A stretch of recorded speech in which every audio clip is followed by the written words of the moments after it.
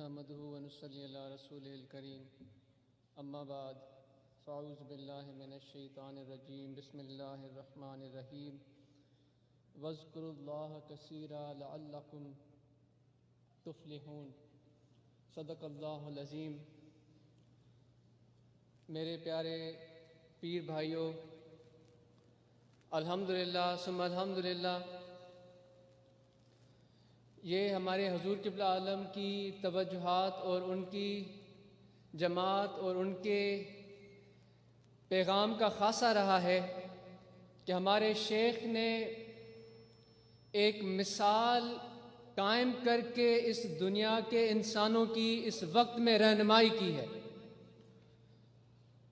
آج موجودہ دور میں آپ دیکھ لیں جس طریقے سے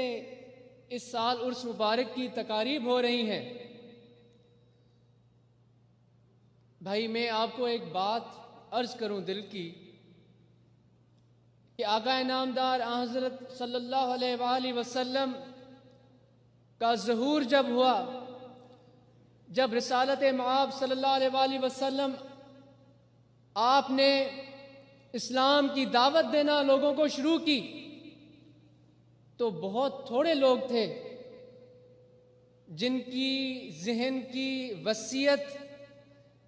جن کے ذہن میں ابھی اتنی فہم اور عقل تھی کہ وہ اس پیغام کو سمجھ سکیں،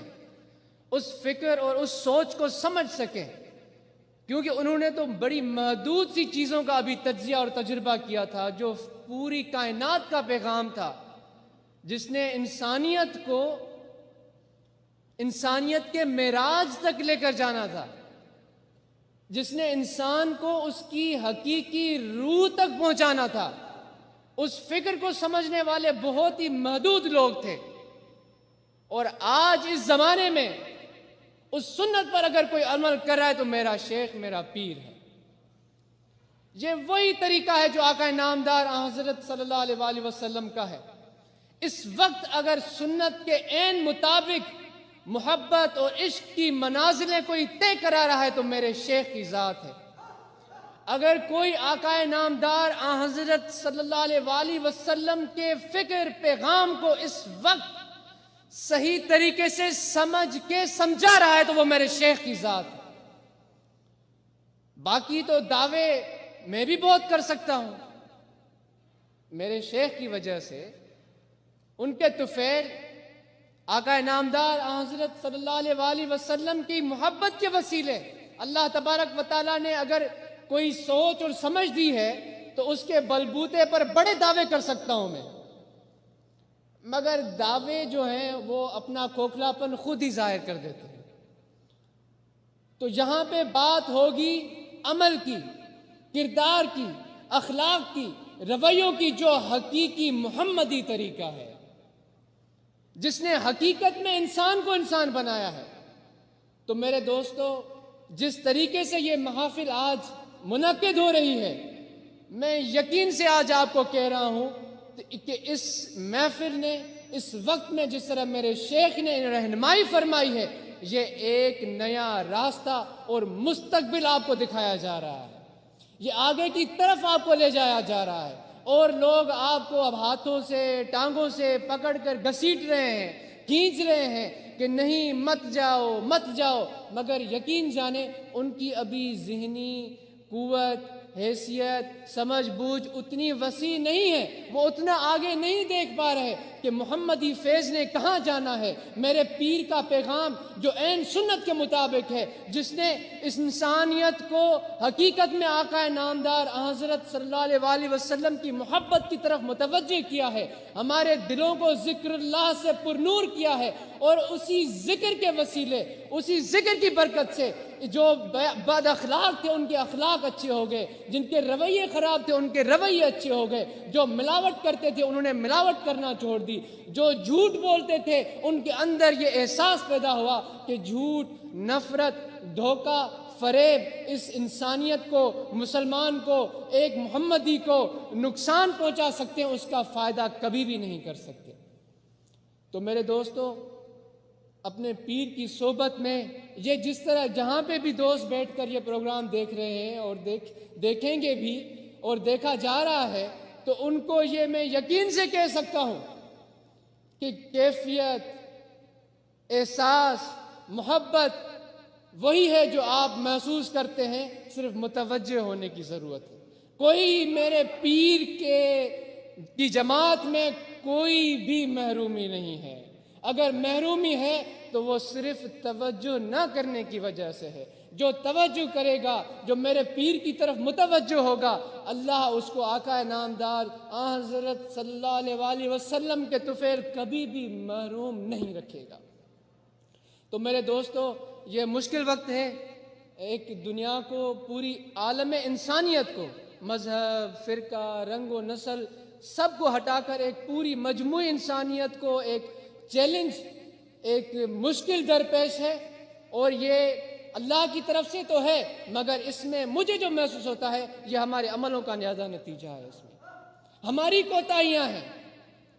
ہماری کمیاں ہیں۔ ہمارے نبی نے فرمایا کہ صفائی نصف ایمان ہے، مگر ہم پلیٹوں کی،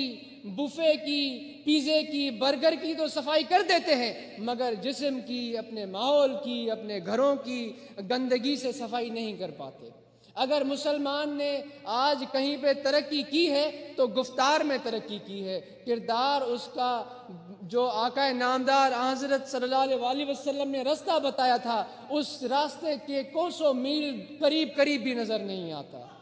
تو میرے دوستو، اگر اس کردار کی منازل کو طے کرنا چاہتے ہیں، اس معراج کو پانا چاہتے ہیں، اس مستقبل میں اپنے نام کو محمدی محبت کے ذریعے ایک طریقے سے حاصل کرنا چاہتے ہیں، تو وہ راستہ اور وہی حقیقی راستے کی پہچان کرنے والا اس دور میں میرے شیخ کی ذات ہے۔ تو میرے دوستو، اس وقت کووڈ کی صورتحال میں آپ ضد مت کریں۔ ضد کرنے کے لیے اور بھی اچھی چیزیں ہیں، اور بھی اچھے مواقع ہو سکتے ہیں۔ یہ ایک بیماری ہے، ایک مشکل ہے، ایک تکلیف دہ صورتحال ہے، اس کو فکر اور تکلیف ہی صورتحال کی طرح دیکھیں۔ جس طرح سر میں درد ہوتا ہے، جس طرح بخار ہوتا ہے، جس طرح کوئی اور آپ کو موذی مرض کسی کو لگ سکتا ہے، یہ بالکل اسی طرح ہے۔ مجھے سمجھ میں نہیں آتی کہ اس کو ماننا اور نہ ماننے کی پتہ نہیں کس چیز کی طرف لے جاتے ہیں۔ آیا کہ اس کے ماننے اور نہ ماننے کو ایمان کے معاذ اللہ تقاضوں سے ملا دیتے ہیں؟ یہ ایسی کوئی بات نہیں ہے، یہ ایک وقتی تکلیف ہے، ایک بیماری ہے۔ انشاءاللہ یہ ہمارے عملوں کی وجہ سے، مگر انشاءاللہ اللہ تبارک و تعالی ہمارے شیخ کے وسیلے سے سب کی دعائیں پوری کرے گا، اور اس موذی مرض سے ہم کو نجات ملے گی انشاءاللہ۔ تو اس کو مرض سمجھیں، اس سے احتیاط کریں۔ کتنا بھی عرصہ لگ سکتا ہے، ابھی اچھی خبریں ملی ہیں کہ اس کی دوائی بن گئی ہے، اور انشاءاللہ وہ کچھ ہی عرصے میں انسانوں کو ملنا شروع ہو جائے گی۔ تو اس کے بعد یہ بیماری، یہ تکلیف انشاءاللہ یہ ہمارے پروردگار کی طرف سے انسانوں کے لیے ایک دوائی تحفہ ہے۔ یہ جو اس سے فائدہ لیں گے، جو اس بیماری سے بچیں گے انشاءاللہ، تو میں آپ سے یہ گزارش کروں گا کہ آپ اپنے ہمہ گوش ہو کر، اپنے دل میں یہ احساس پیدا کر کے، متوجہ ہو کے میرے پیر کے پیغام کو سنیں، ان کے فکر کو سنیں، اس نظریے کو سمجھنے کی کوشش کریں، وہ مستقبل کو محسوس کرنے کی کوشش کریں، ان کامیابیوں، ان کامرانیوں کو محسوس کرنے کی کوشش کریں جو آقا نامدار حضرت صلی اللہ علیہ وسلم کے وسیلے ہمارے پیر کے صدقے ہمیں مل رہی ہیں۔ تو انشاءاللہ یہ ذکر کا جو ایک جماعت ہے، اس میں ہماری جماعت کا خاصا ذکر ہے۔ ذکر کرتے رہنا ہے، ہم نے آگے بڑھتے رہنا ہے۔ چیلنجز، مشکلات وقتی ہیں، انہوں نے ہمیشہ نہیں رہنا۔ انسان نے جب تک اس کی ضرورت ہے اس دنیا میں قائم رہنا ہے، اور اس دنیا میں ایک مثالی نظام کو قائم رکھنا ہے۔ تو آپ سب سے دعاؤں کی درخواست ہے، اور آپ سے گزارش ہے کہ اپنے توجہ کو مرکوز کریں میرے شیخ کی کلام کی طرف، اور اس سے فیض اور فائدہ حاصل کرنے کی کوشش کریں۔ جزاکم اللہ خیر۔